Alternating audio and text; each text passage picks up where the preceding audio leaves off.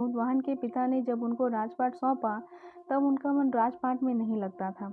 यही वजह थी कि वो राजभार का कार्य अपने भाइयों को सौंपकर पिता की सेवा करने वन चले गए। वन में ही जिमुतवाहन को मलयवती राजकन्या मिली। दोनों को एक दूसरे से प्रेम हो गया। एक दिन जब वन में भ्रमण करते हुए जिमुतवाहन काफी आगे चले गए, तब उन्हें एक वृद्धा विलाप करती हुई दिखी। पूछने पर वृद्धा ने रोते हुए बताया कि मैं नागवंश की स्त्री हूँ।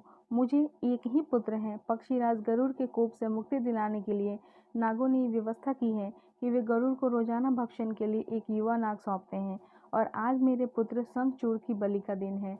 आज मेरे पुत्र के जीवन पर संकट है और थोड़ी ही देर में मैं पुत्र विहीन हो जाऊंगी।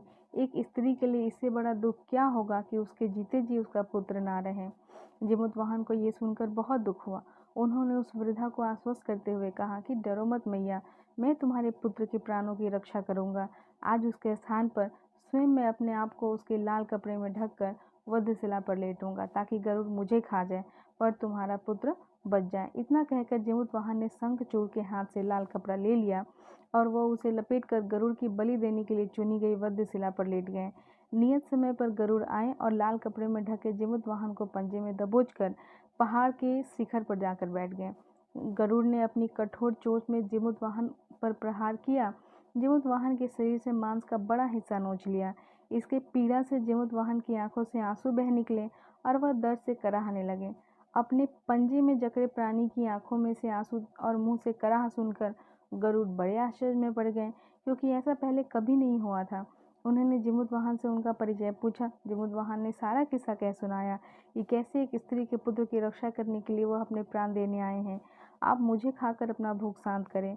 गरुड़ उनकी बहादुरी और दूसरे की प्राण रक्षा के लिए स्वयं का बलिदान देने की हिम्मत से बहुत प्रभावित हुए। उन्हें स्वयं पर पछतावा होने लगा। वो सोचने लगे कि यह एक मनुष्य है जो दूसरे के पुत्र की रक्षा के लिए स्वयं की बलि दे रहा है, और एक मैं हूँ जो देवों के संरक्षण में हूँ किंतु दूसरों की संतान की बलि ले रहा हूँ। उन्होंने जिमुतवाहन को मुक्त कर दिया। गरुड़ ने कहा कि हे मनुष्य, मैं तुम्हारी भावना और त्याग से बहुत प्रसन्न हूँ।